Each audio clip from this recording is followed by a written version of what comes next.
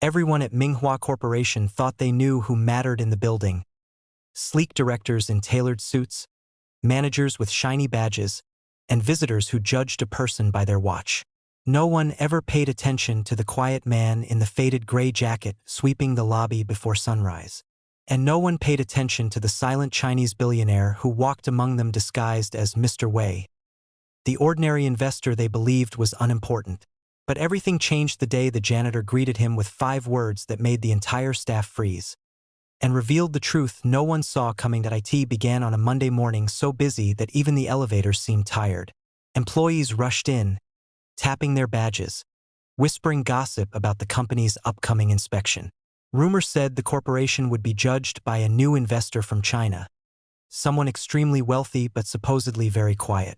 No one had seen him yet, but everyone already assumed he was old, strict, and easy to impress if treated well. At 6:30 a.m. While the building was still half asleep, Mr. Wei stepped inside the lobby wearing simple clothes and carrying a small notebook. He moved softly, as if he didn't want his footsteps to disturb the morning. But the receptionist barely looked up. "Sir, visitors wait over there," she said, pointing him toward a corner without meeting his eyes. When he tried to ask a question, she cut him off. "Sir, please, we're busy. Someone will talk to you later." He nodded politely, but the silence that followed felt heavy. People brushed past him as though he were invisible. A manager even sighed loudly when he accidentally stepped aside too slowly. No one asked his name. No one offered help. No one wondered why he looked like he didn't belong, because, to them, he simply didn't. But in the middle of all that rushing and coldness, someone noticed him. Old Mr. Liang, the janitor with a slight limp and warm eyes, walked in pushing his mop bucket.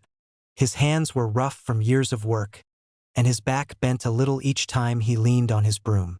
Yet every morning, he greeted the building like it was a friend.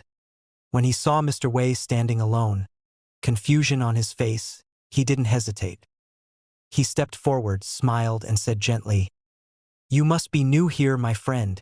Did anyone welcome you properly?"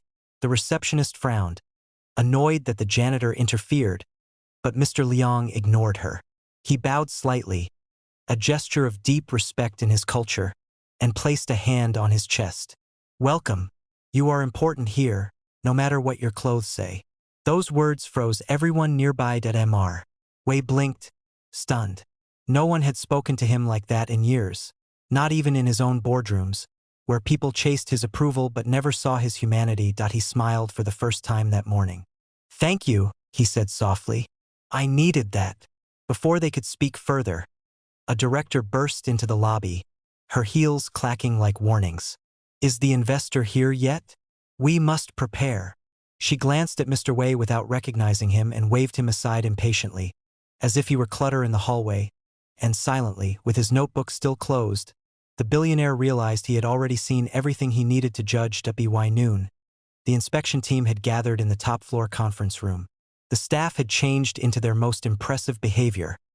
Voices polite, smiles practiced, backs straighter than rulers. They believed that pretending for a few hours would hide how they treated people the rest of the time. "Bring in the investor," the director ordered, smoothing her blazer. A hushed excitement filled the room. Cameras were ready, speeches prepared. Everyone stood, expecting a grand entrance. Perhaps a tall businessman escorted by assistants, or someone with bodyguards clearing the way. But the door opened, and in stepped the quiet man in the simple gray jacket. Confusion rippled across the room. The receptionist gasped. The manager who had sighed at him nearly dropped his pen. The director blinked in disbelief before whispering to her assistant, "That's not him, right?" He closed his notebook calmly. "Good afternoon," he said. His voice carried a weight that no one had expected. "My name is Wei Shun, and I'm the investor you have been waiting for." The silence that followed was so sharp it felt like the room itself was holding its breath.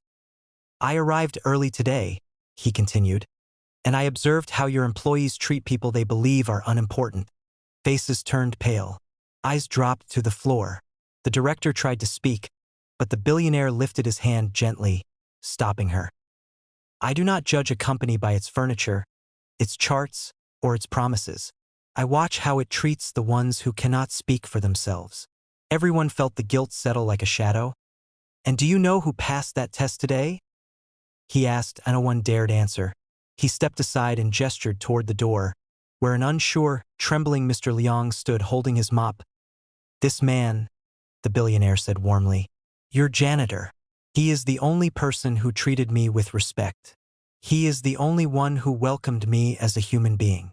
Some employees lowered their heads. Others swallowed hard. The director's eyes filled with panic.